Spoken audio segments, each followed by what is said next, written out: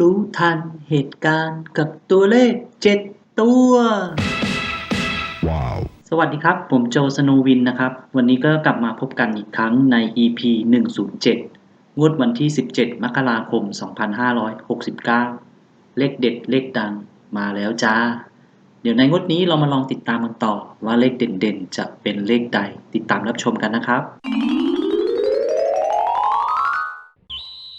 งวดวันที่17มกราคม2569เลขเด็ดโจสโนวิน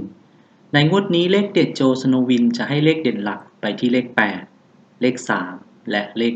5ให้เลขเด่นรองไปที่เลข0และเลข7ก็สามารถจับเล่น3ตัวได้ดังนี้ครับเลขเด็ดโจสโนวินในงวดนี้จะให้เลข3ตัวไปที่835 758และ307และเลขเด็ดโจสโนวินจะให้เลข2ตัวเป็นเลขดังนี้นะครับเลขเด็ดโจสโนวินในงวดของวันที่17มกราคม2569จะให้เลข2ตัวไปที่07 35 38และ58เดี๋ยวต่อไปเราจะไปดูเลขดังรวมสรุปเป็นเลขเด่นกันบ้างว่าในงวดนี้แต่ละสำนักจะให้เป็นเลขใดติดตามรับชมกันนะครับ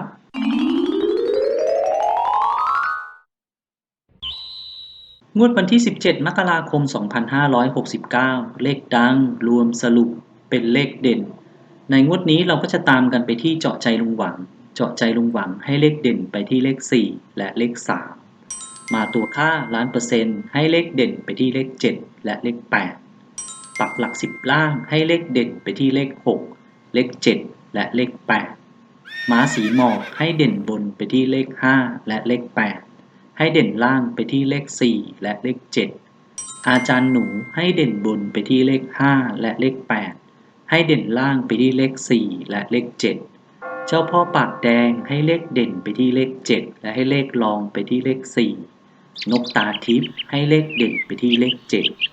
เลขดังรวมสรุปเป็นเลขเด่นได้เลขดังนี้นะครับสรุปเลขดังรวมเป็นเลขเด่นในงวดนี้จะให้เลขเด่นไปที่เลข4เลข8และเลข7ก็สามารถจับเล่น3ตัวได้ดังนี้ครับสรุปเลขดังรวมเป็นเลขเด่นในงวดนี้จะให้เลข3ตัวไปที่487ตัดเล่น2ตัวได้87 47และ48